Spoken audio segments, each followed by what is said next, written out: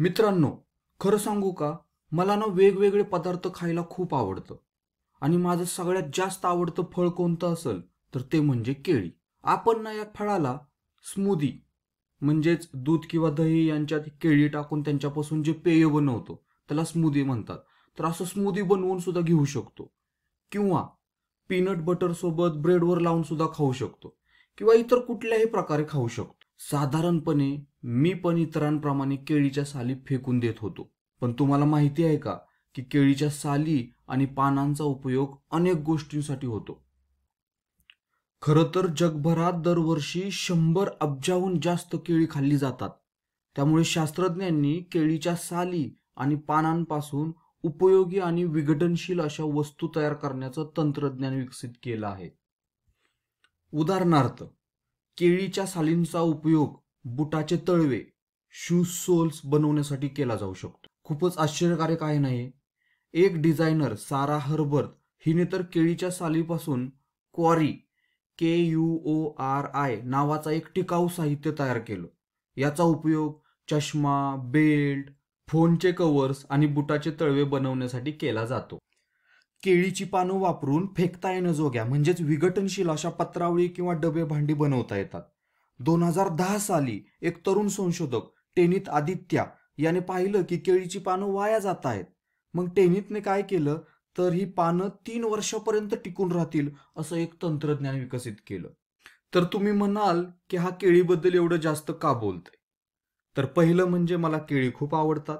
आणि आपण जर केळीच्या साली आणि पानांपासून बनलेल्या गोष्टींचा वापर केला तर आपण सुद्धा प्लास्टिकच्या गोष्टी वापरणार नाही.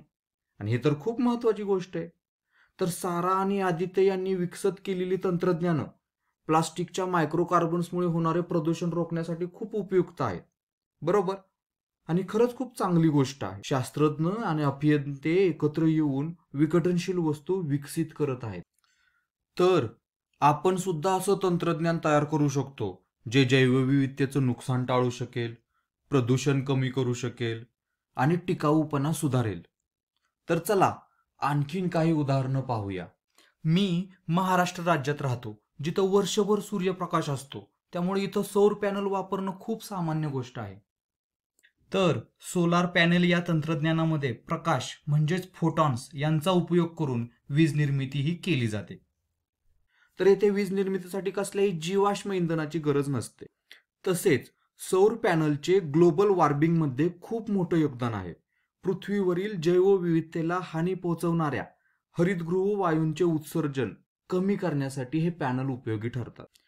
यापेक्षाही खास गोष्ट म्हणजे आता ना घरांसाठी सोलार रूफ टाइल्स नावाचं एक तंत्रज्ञान उपलब्ध आहे. हे तंत्रज्ञान वापरून आपण वीज निर्मिती करू शकतो. शिवाय हे तंत्रज्ञान पर्यावरणासाठी सुद्धा खूप उपयुक्त आहे. आपण जर अहमदनगर पासून पुढे करंजी घाटाकडे गेलो तर तेथे टेकड्यांवरती खूप साऱ्या मोठमोठ्या पवनचक्क्या दिसतील.